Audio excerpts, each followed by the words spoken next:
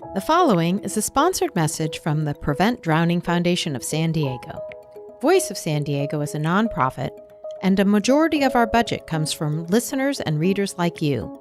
But we also depend on revenue from grants and advertisers to maintain independence and produce more of the hard-hitting journalism you expect from us. Did you know that according to the CDC, drowning kills more children who are 1 to 4 years old than anything else except birth defects?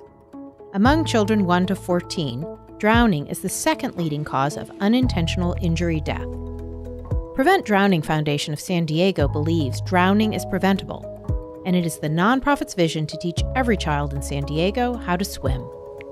To learn more about their mission and how to make a difference in your community, please visit www.preventdrowningfoundation.org. And if you like our work and are interested in becoming a sponsor, please email development@voiceofsandiego.org.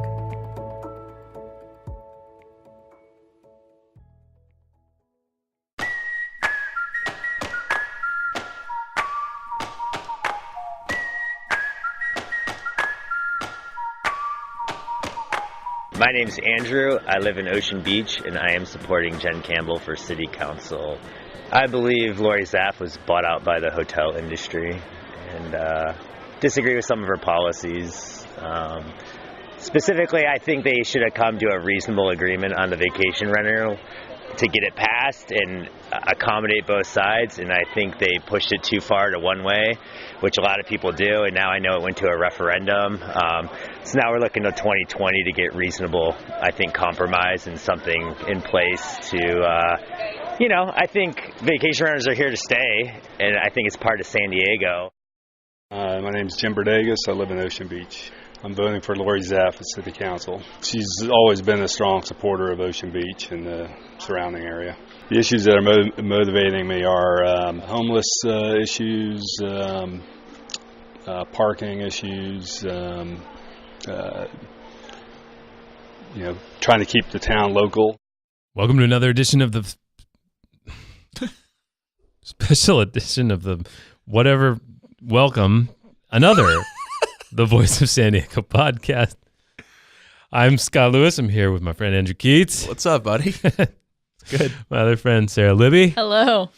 And we are going to do District 2 in the San Diego City Council. Yeah, let's do it. I know it pretty well. It's where I live. It's where my parents live. We're getting buried in mailers. Now, this is a radio and podcast show. Yes, sure. So I can't show you. Auditory medium. Yeah, so I can't show you the selection of mailers that we have out, but we've got it all. Basically, it's an argument about who's the most liberal, who's the most Democratic, and who's the most anti-Trump among the bunch. And then I swear, there's one picture of Lorie Zapf. She's the incumbent. Councilwoman Lorie Zapf. This is her effort to be reelected in that same district for the second time. Well, she reelected for the second time, reelected for the first time in that district. She was reelected for the first time in that district. Yeah. That's as confusing a way to say it as you could get, but so thanks. You're welcome. Yeah. I really like to break down barriers to our content, help people understand what's going on. So the picture I'm describing is of Lorie Zapf on a kayak. And what she's doing is she's picking up trash in the river on the kayak. Yeah. And the thing that sticks in my head is that picture, because I've gotten it in the mail literally 40,000 times. And I'm not joking, but at least 3 dozen mailers have come in with her picture picking up kayak trash. The Zapf-yak. Zapf-yak. The Zapf-yak is what I've called it. I can't. Their campaign headquarters is Zapf-yak HQ. Yeah. Now, most of these, to be clear, the Zapf-yak comes up in the mailers from outside supporters, not the campaign itself. Oh, okay. So, like the business groups, the Lincoln Club, the Chamber of Commerce. BIA, I think, is spending a lot of money. And I think what I've heard is that, they only have access to a few pictures for her that they can use and all that stuff. And so this is just the one that looks good. There's another one, out there floating, but this is the one they go to because it really drives home that she's picking up trash. She's an environmentalist. Bunch of mailers from the Lincoln Club hitting Donald Trump for wanting to drill for oil off our coast. So say that again. The Lincoln Club of San Diego It's mind-bending. is sending a lot of mailers to residents of District 2 criticizing President Donald Trump. Yes. On behalf of Republican Lorie Zapf. Yeah, that's the mind-bending district we are in right now. One of these mailers I got here, this is, I think, from the campaign itself. Yeah, paid for by Lorie Zapf. This is a lifelong Democrat voting for Lorie Zapf because of vacation rentals. Again, there's obviously a sense that Trump isn't very popular in the district. Well, here's one in my hands right now that says, when Donald Trump got elected, Lorie Zapf had a party.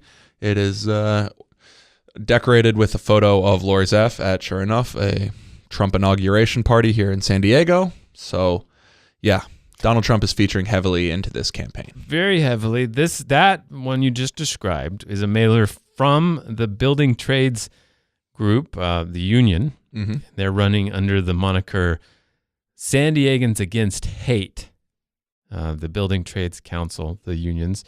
They've been hitting Zapf hard now for these 10-year-old comments she made about 8-year-old comments, right?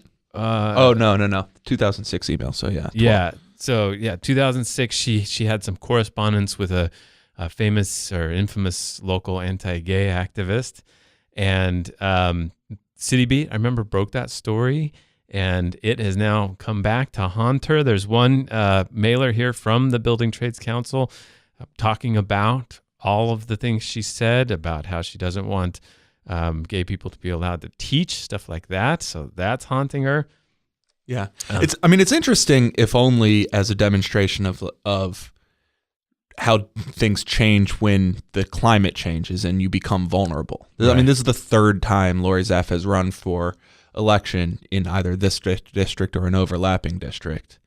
And these comments have never kept her from winning before. Right. But the idea is that the climate is so polarized now, or maybe not necessarily polarized now, but the situation has changed so much now that this is now a real vulnerability for her. Yeah, this district has, it used to be, Kevin Faulconer won it as a Republican against Lorena Gonzalez. Yeah. He got the firefighters endorsement over her that year. And, it's the Point Loma Republicans, sort of the yacht club Republicans, were always a real strong force. And so it was never a given that it was like a guaranteed Democratic seat at all. Right. And now it's like, wow, it's a very heavily Democratic seat. So for Zapf to win, it's going to be, but she's the incumbent. That's the other force. Incumbents never lose, right? Right. And so you might have imagined, if it was open last time, you might have imagined a Democrat having a good chance to win back in 2014. But she had this pseudo incumbency status, and now she has an actual incumbency status now, and that's a big deal, or at least it's traditionally been a big deal. We'll see if it's still a big deal. It's also just a district, despite all these mailers and the national stuff factoring into it, that seems to me so dominated by things that are really specific to that community. So like airplane noise and beach drinking and vacation rentals and just things Scooters. that are, their own, it's like its own world. I was just talking with somebody today who's heavily involved in the race, and they're like, they're having trouble understanding why, people aren't distinguishing between them too much. And I'm like, well, on the major issues like that, they're almost perfectly in lockstep. So the other, of course, rival is Dr. Jen Campbell. She's this is her first race, right? First time running for office. Yeah. She's the Democrat now. She won the second place in the runoff, in the primary in June, and so one of these flyers I found in the neighborhood has Lorie Zapf talking about airport noise and how she opposes the expansion of the airport Terminal 1, which we've written about. And then it has Jen Campbell saying here, I agree with the expansion. Jen Campbell got, of course, on the social media saying, no, I'm just as hostile to it as Zapf is. But again, that's the theme, right? That on these local things, if you do care about local policy that you're in that district probably going to be most attuned to, they're almost lockstep. But there's some vast significance beyond that those of us who follow city politics are well aware could really shake, the future of the city up if it goes red or blue. Right? Yeah, and we'll get into it, but I guess the basic playing field here is that Democrats have long had a 5-4 majority on the city council. If this race were to flip, they would have a 6-3 veto-proof majority, meaning virtually anything that the mayor did, they'd be able to override if they so chose. It would really change the power dynamics and potentially give Democrats an opportunity to run on their own progressive agenda. It's not clear what that progressive agenda would include. They haven't made it a central part of their message here. As you can see, the message here is Lorie Zapf said these things about gay people. Lorie Zapf is a Republican just like Donald Trump. Doesn't mean that they don't have an agenda, but it hasn't been part of the sales pitch. And I got kind of a shock yesterday when I got a poll from the Building Trades Council and the consultant running that effort. And it was a poll. He said it was a tracking poll, didn't have any positives or negatives about either candidate, just straight up, which one do you support? And it had Zapf down 10 points to the challenger, Dr. Jen Campbell. And so it's like, ooh, wow. Well, I think you knew that this was a potential real loss opportunity for the Republicans, a potential real pickup opportunity for the Democrats based on the outcome of the primary. That Lorie Zapf was an incumbent. Lorie Zapf was the only person who had that advantage on the ballot, and she got less than 50% of the vote. Mm-hmm. So she couldn't have won outright anyway, but you would have expected against a field of lesser-known first-time candidates, except for Brian Peace had run before, but for mostly first-time candidates with little name ID, you would have thought that she'd be able to get to over 50 and that the Democrats would have a tough time of putting together a winning coalition. It was surprising to see that in the primary, if you just added up all the Democrats together, they actually would have beat her. Yeah. So local issues have a way of transcending these sort of national identity discussions about Republicans and Democrats. Zapf, for instance, has had bitter splits with some of her Republican colleagues over land use and vacation rentals. And that came up in your interview when you asked her about the Midway Community Plan, right? What is that? So the Midway Community Plan is this, it's the area around Sports Arena. And basically the city has been in the process of updating that community plan for almost a decade. It was passed earlier this year, and it added the capacity for quite a few more homes there by changing the zoning. And Lorie Zapf basically said she kind of put the brakes on it. It was in the home stretch. It was coming through committee, and she sort of slammed on the brakes on it, trying to get some incremental additions to it, which she's very proud of. But she actually came under some criticism from Scott Sherman, her fellow Republican city councilman, who said, let's be real here. This would be sailing through if this were not an election year. Yeah, so let's hear her describe what she did when she came across this plan. So when this, initially came to me, I don't know, a couple of years or more ago, I sat with those planners and said it's really important to look at the traffic flow because this goes through Midway to OB to Point Loma. So traffic flow is going to be really critical. So there were, different iterations. And so when the plan came to me right before that committee, I got a briefing, but then I really took a deeper dive into looking at it and was like, oh my gosh, there is nowhere near enough traffic mitigation. And I cannot, with good conscience, move forward with something where you build a lot of housing. Everyone's like, we need housing. Well, yeah, but you also have to move.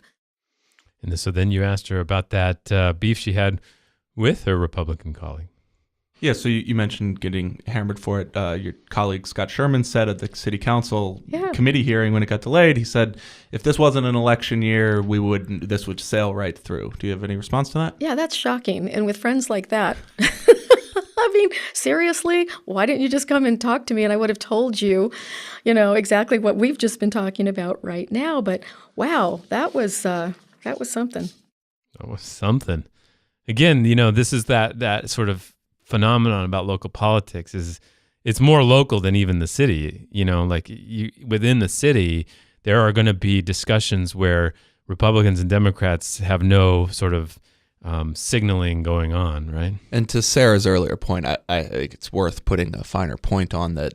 Like in this district, this is one of those issues: land use, development, increasing density. It's in a number of different ways has been a hot button there over the years. Yeah, and especially if you compare it with Scott Sherman's district, they're just, almost night and day. These airport noise and things like that just aren't a factor that he deals with. Yeah. Right. So you asked Jen Campbell whether, she agreed with that Midway community plan. And again, she's kind of in lockstep, but she has this kind of theme. She goes to, yes, I agree with Zapf, but she should have done it better. She should have gone faster. Yeah, should have been involved with the community earlier, should have been more proactive about solving issues, sort of.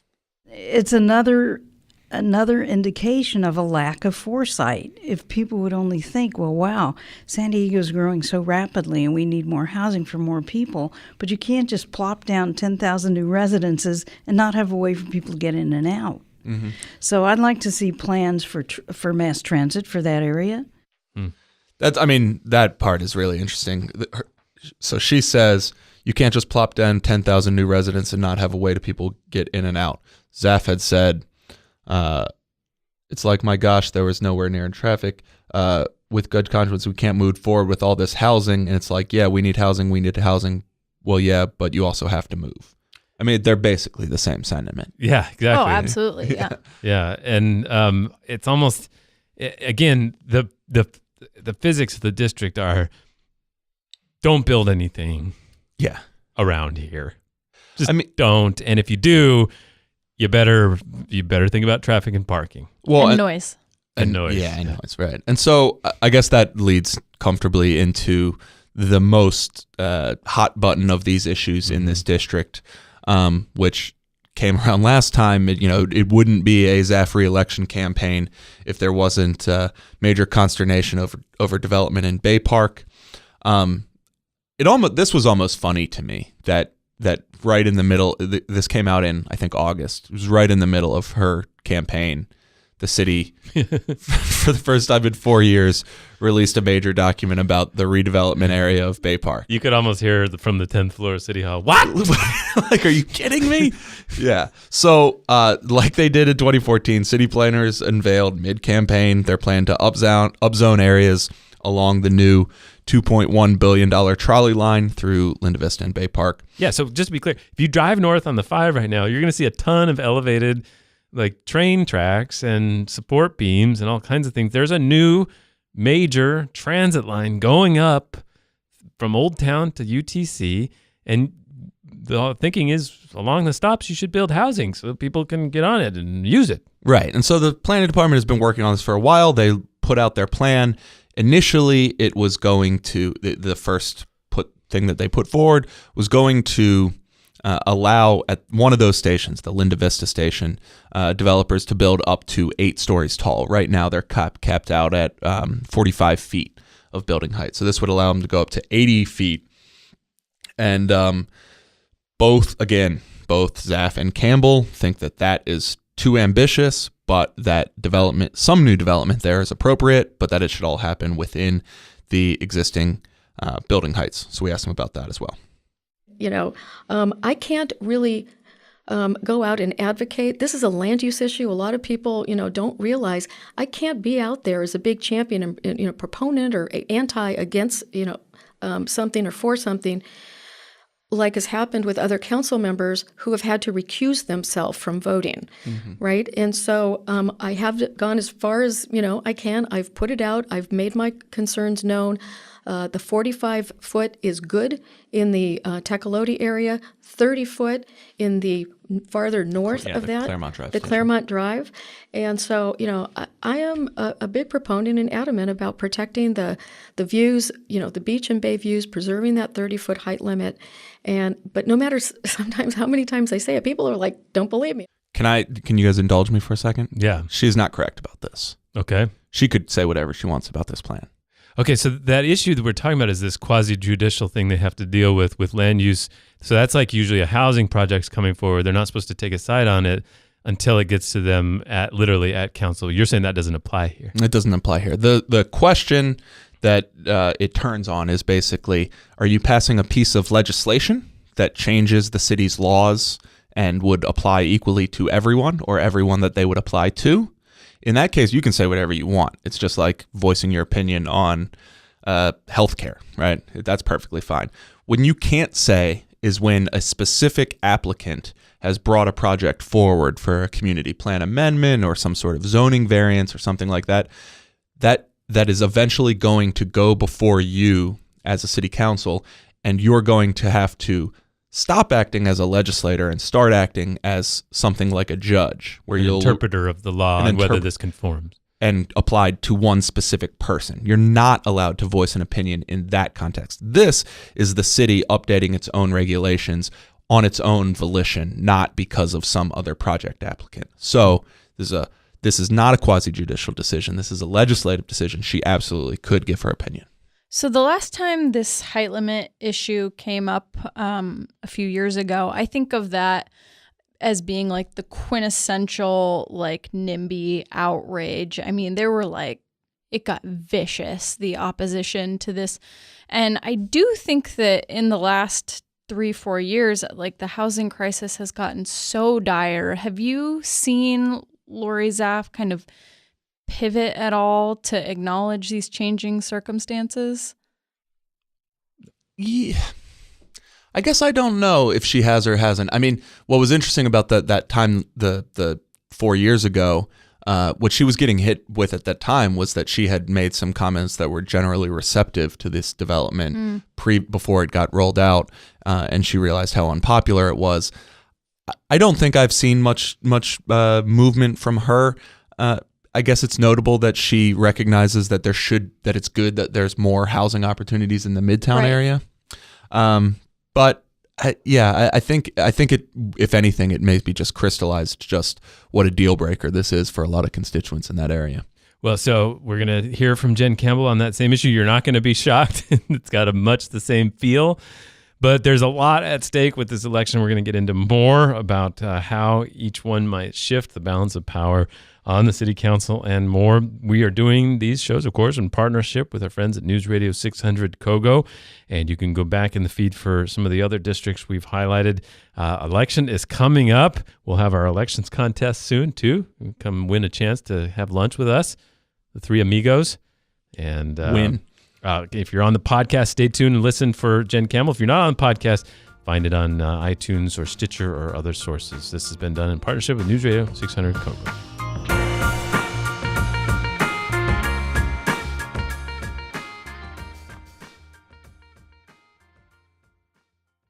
Voice of San Diego podcasts are sponsored in part by the San Diego Tourism Authority.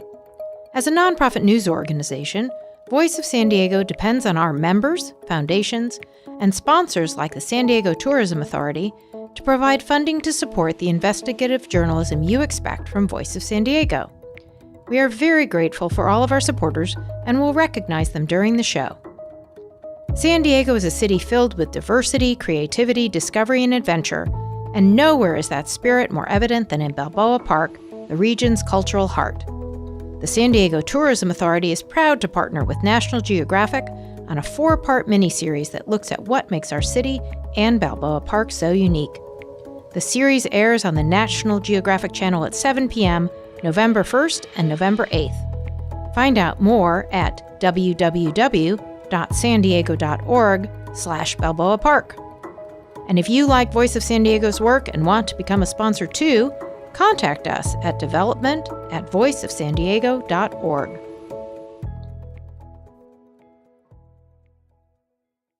We are back. We continue this discussion about the future of the coastal neighborhoods and their angst about Trump and oil, scooters, vacation rentals, noise. So much noise. So much noise. So let's just let me pick up on the point you were talking about, and it's almost like this is such a touchy issue. This, how much to build along this trolley line, that she kind of looked forward to the idea that she could find refuge from having to take a too solid position in that sort of interpretation of the law, that she's not allowed to take a position. I mean, her comments there absolutely point in that direction. What's odd about it is that I don't know she really needs to be all that defensive. She has been pretty clear that she doesn't want this. 4 years ago, she got the city to reverse course at the Claremont Drive station by penning a memo to the mayor and saying, don't do this. And then the mayor didn't do it. Yeah. This time around, she wrote a memo to the mayor and a letter to her constituents saying, I do not approve of this plan, and I will be asking the mayor to reverse course. And he did. So it does look like she's looking for refuge in that quote, which is odd because she's been perfectly clear about where she stands. The mayor, to be clear, the planners wanted like 100 feet or something? Like 80, I think, yeah. Okay, so we asked Dr. Campbell about this one. By the way, am I supposed to use doctor? So No. the medical doctor think so, we do, yeah. but then Medical, yeah. she's retired, or what?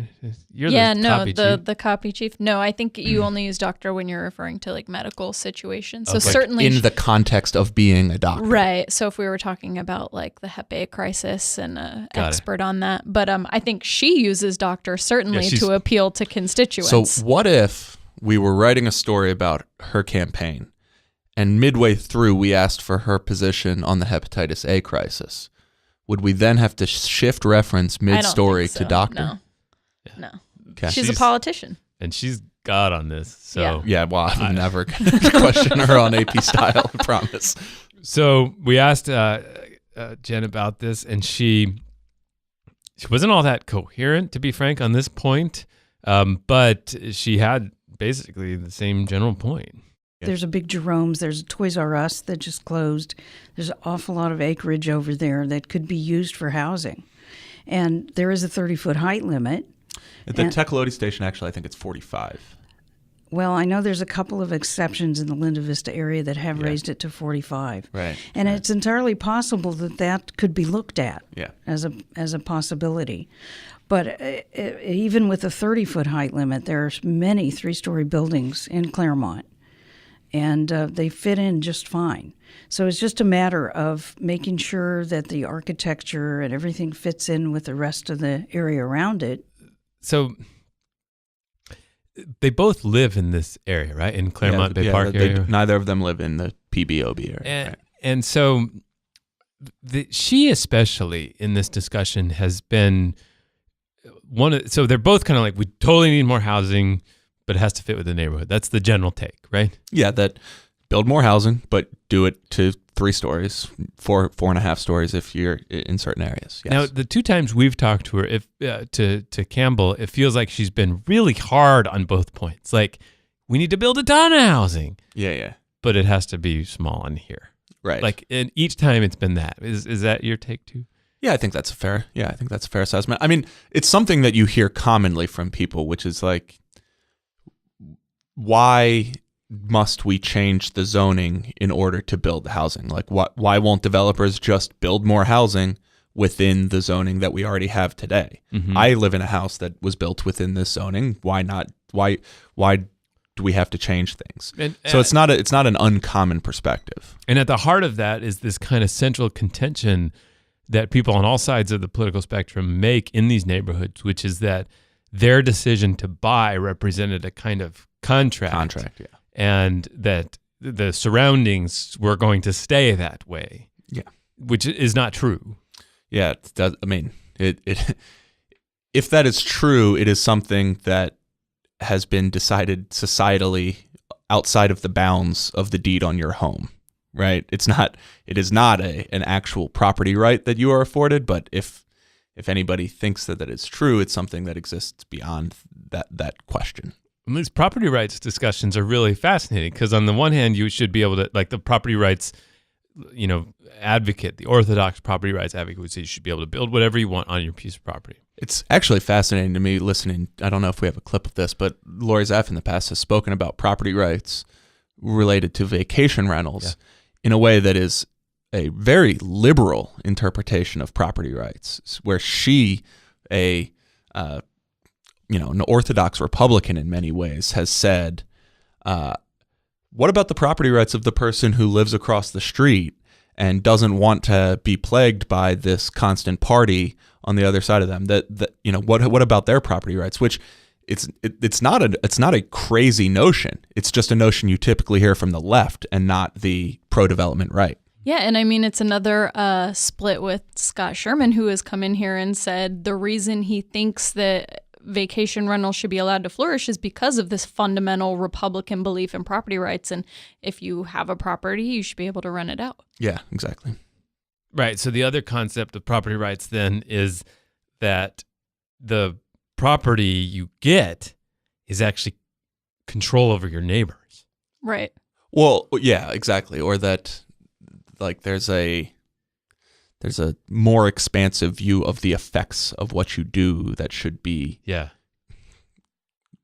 passed along to the people around you. Yeah. Like that as constituents, we're all part of kind of a big homeowners association. And look, and like we accept that this is true in a lot of contexts. Sure. Like the notion of externalities that if you have a factory that pollutes a river, you can't do that because the river is a public good, right? And that the constituents that live downstream who would then have toxic river water would be injured by your exercise of your property rights. So we do absolutely accept this notion in certain respects.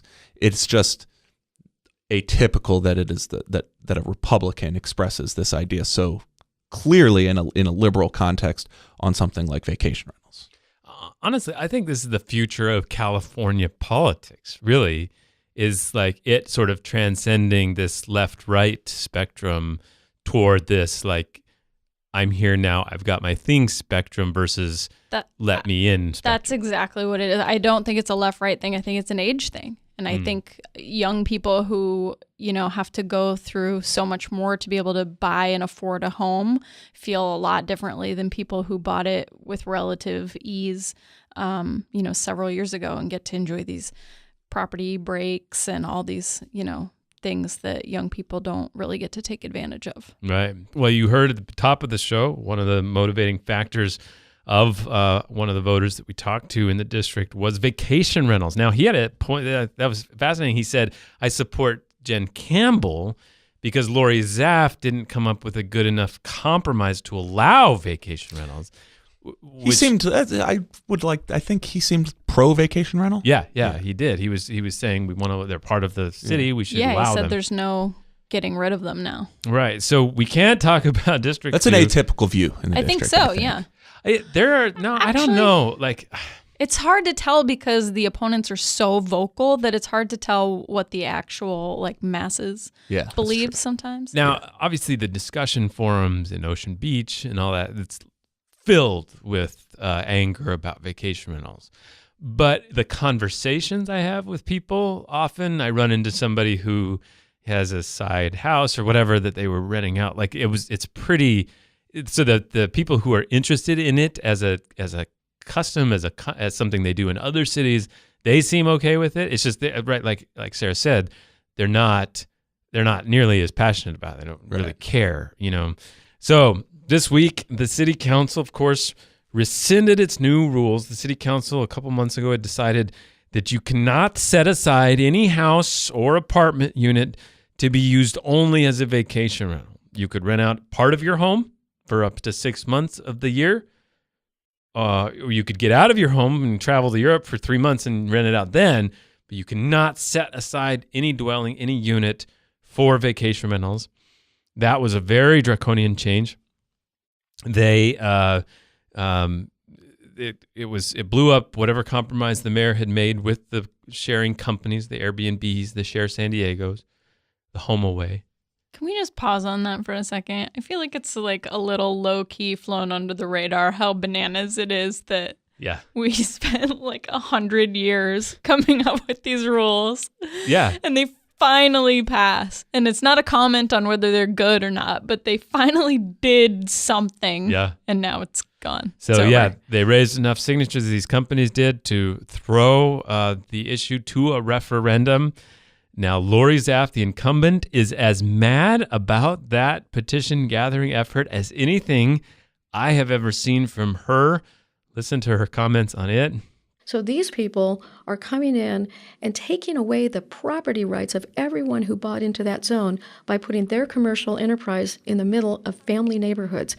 I think that's wrong, and the referendum was, frankly, one of the most outrageous, deceitful efforts of collecting signatures I've ever seen. That was your point, right? That's where she invoked that idea that if you have a commercial enterprise, you're actually taking away people's property nearby. Yeah.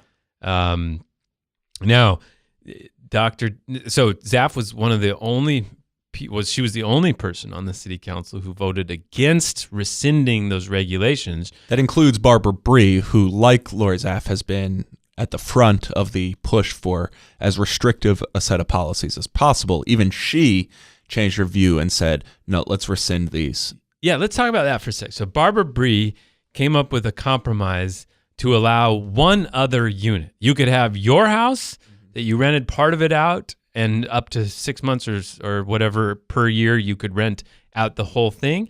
And then she said you could also have one other place. So all the people that live in Arizona and have a place in PB could rent that out, and that would be it. And she switched and said, no, just the one, just your primary residence only. And that ended up winning at the city council, much to our surprise and everybody's surprise. It wins at city council. Then this referendum comes up, throws it out. Barbara Bree's like, okay, we'll rescind it. Now, when they rescind it, as opposed to sending it to a referendum, then they cannot pass anything similar for a year. Yeah, substantially similar. So there's a bit of a gray area around what exactly you could do if you wanted to come back right away, but it's, yeah. Essentially, they need to make a compromise with the companies. Yes. And they think they can do that sooner and more effectively than waiting for whatever election was going to happen. Yeah. So Jen Campbell, who's challenging Zapf, of course, was right in step with Zapf, but she credited it to Democrat Barbara Bree. I would have voted with Barbara Bree and the amendments that she made to the mayor's proposal. I think it's going to be very helpful, and I think it's going to help our housing situation. Mm-hmm. So I'm glad they passed it, and I'd like to see them work very hard over the coming months so that they have the regulations and the enforcement rules and everything set up properly, so they plan ahead. Mm-hmm. And they use some foresight, and they can actually make it very effective. So spoiler alert, they're not being implemented. They're not effective. This was before the referendum. We haven't had a chance to talk to her since the referendum, caused the rescission of the deal. So, yeah, they're both. It's hard to see any daylight between them on this issue, right? I mean, I guess Jen Campbell could argue it could have been better, more effective. There's no way to pursue this and have it not have caused this problem with Airbnb and caused the same referendum, though. It literally, they got everything they want and it didn't stick. Can I be honest for a second? Yeah. I'm not capable of gaming out the vacation rental stuff anymore. Yeah. There's been so many different proposals over so many years. I've lost the thread. I don't know what you can do and what you can't do anymore. This threw me for a curve. I honestly...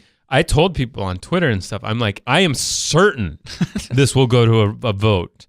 Because that was foolish to be certain about anything on this topic. But I was certain because I thought, literally, politically, it seems obvious that I'm going to fight for it at the ballot now. Right. That seems like a thing that can last a year or two. And you can have that. You say, I'm still fighting. I'm going to protect it at the ballot. Yeah, and to some extent, it gives you political cover because it's the voters' decision. It's not yours. Right. And then if it loses, eventually be like, well, this big corporation, big bad corporation, and then you do it again or whatever. So I was shocked. I was shocked that they rescinded it. There's obviously some politics going on in the background. The mayor, of course, wants his special election in the springtime to have a convention center expansion, raise the hotel room tax, and... So yeah, that's another interesting. It seems like what sort of effect the vote on vacation rentals might have had on that vote, if they shared a ballot, may have played into the decision to rescind. when you throw this many variables into it, I'm not possible. It's not possible for me to game it out anymore. Yeah. All right. So when we talk about races, Sara, you picked out a thread that seemed pretty interesting in the interviews with Campbell and Zapf. Huh?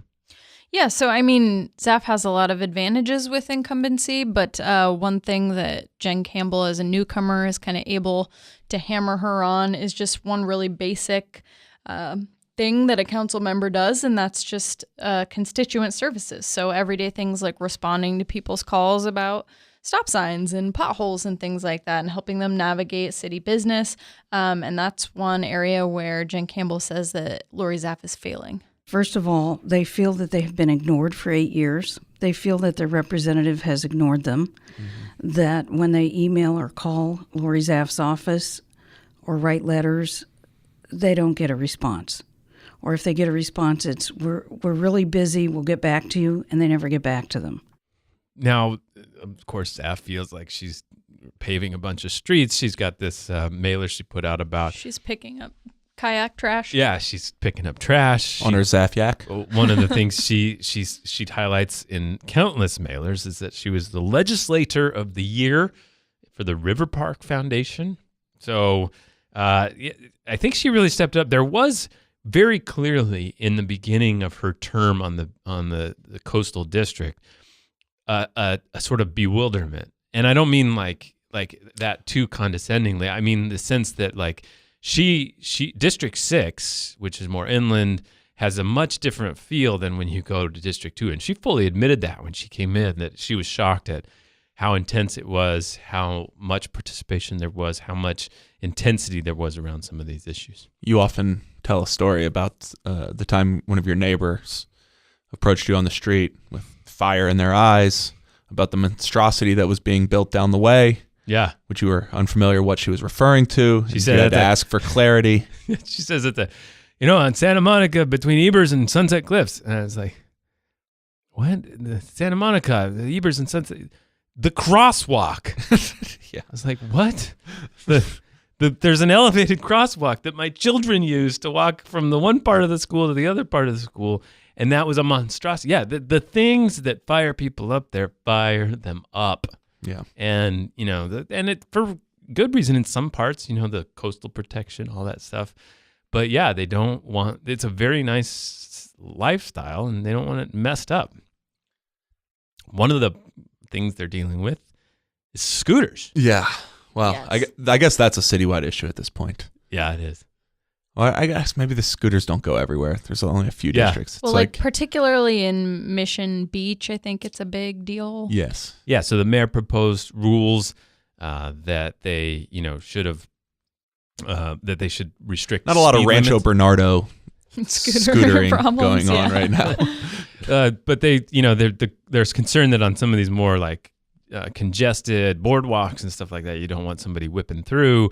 They're not staying on the streets. They're on the sidewalks. They're not wearing the helmets, all that stuff. So the mayor proposed new rules. He's going to actually interesting Big Brother thing. They're going to be able to control the speeds. So once you go into one of these coastal areas or something, it shuts it down to 8 miles per hour instead of 15. Yeah, they just use GPS. Yeah. It's like, oh, you're in that area.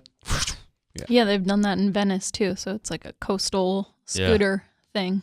I'm a pro scooter guy, but I actually think that's fine. On the boardwalk, you don't need to be going 15 miles per hour. No, I agree. And so Campbell also smacked the incumbent on sort of not doing enough here, even though she called for a ban on the coast that she didn't get. All of this falls in line with there's a certain trend of the Campbell comments here is that like even when Lorie's right, it's too late. It's too little too late. You're not out ahead of it. And so like this comment that she's about to make here was like right after a press conference that Lorie had called for increased regulations.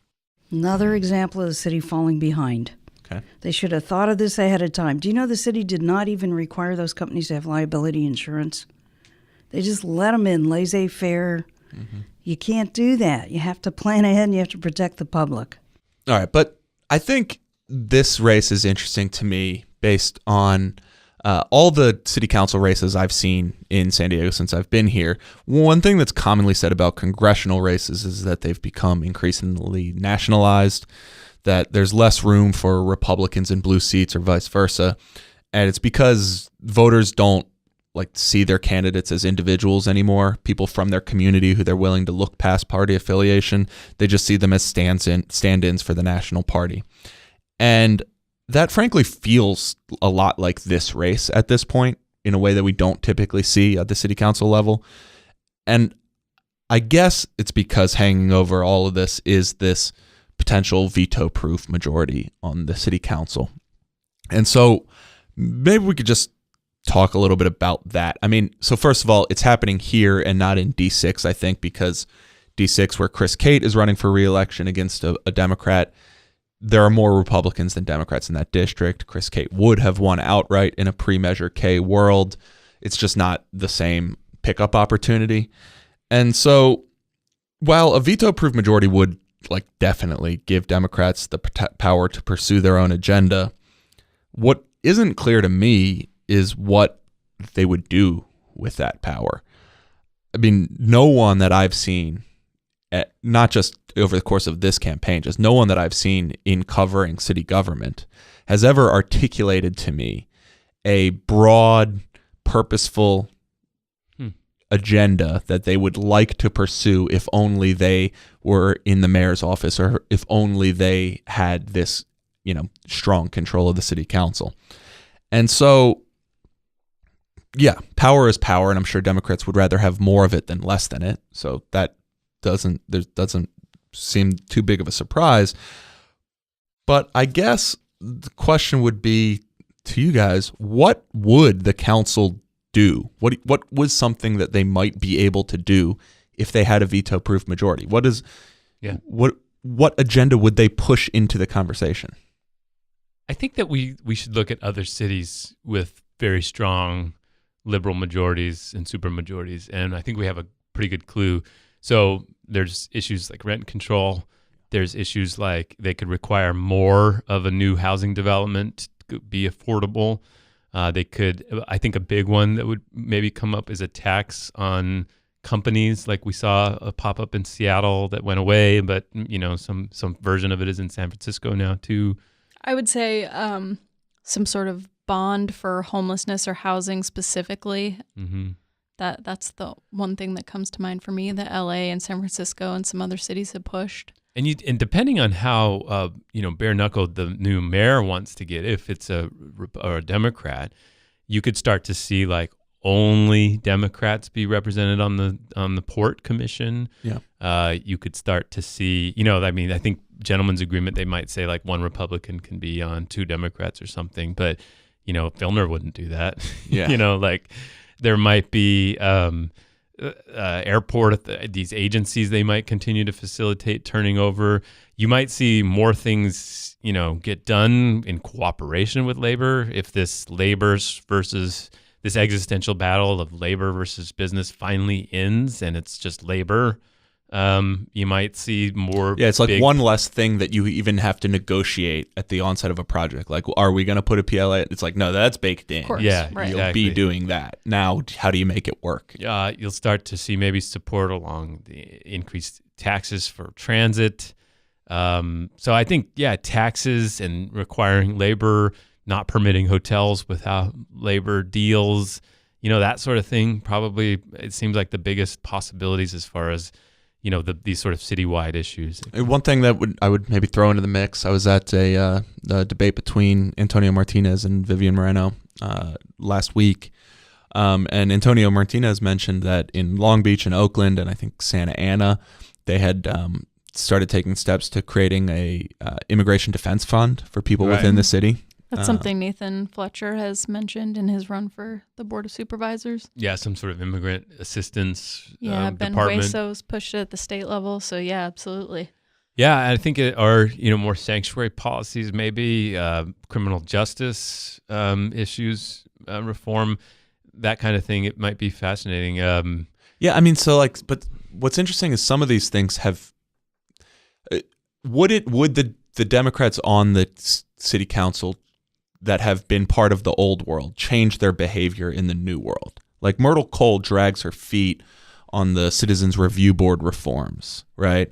And she, those things don't make the ballot this year, right? They get kicked out ahead, and even 2 years ago, there weren't real reforms put forward on the Citizens Review Board.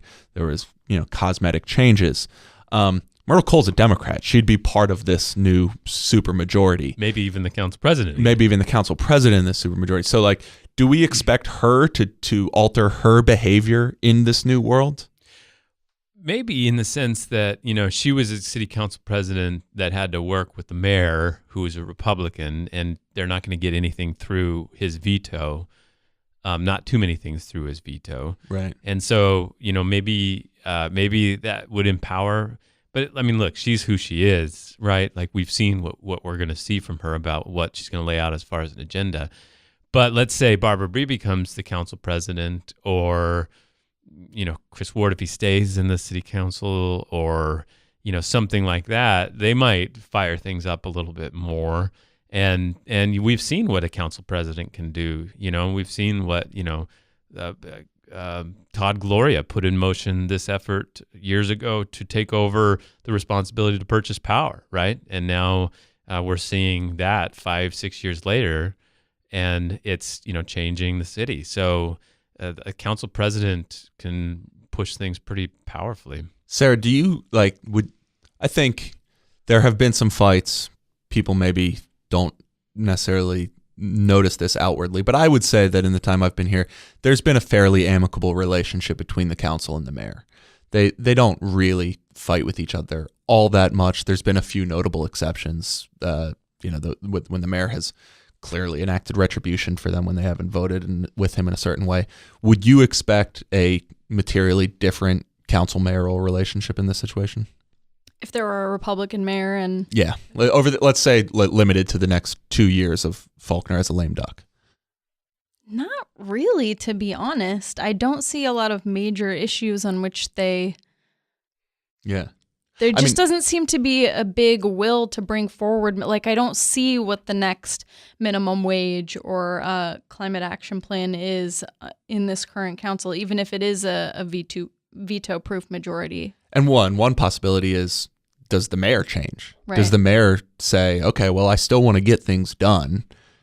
How do I get things done with you guys now?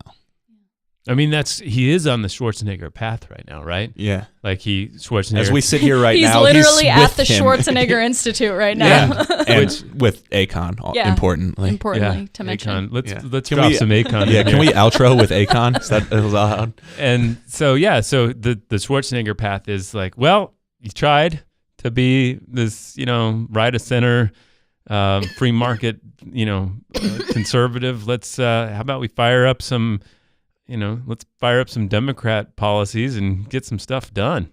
And, in particular climate. So maybe he really leans into that and says, transit, climate. I don't know. Yeah, it's fascinating. I guess Campbell has to win for any of these conversations to actually have mattered. Yeah, that's true. And let's just remind people, no matter what polling or what investment is going on, it is really hard to throw an incumbent off the city council that isn't dealing with a scandal.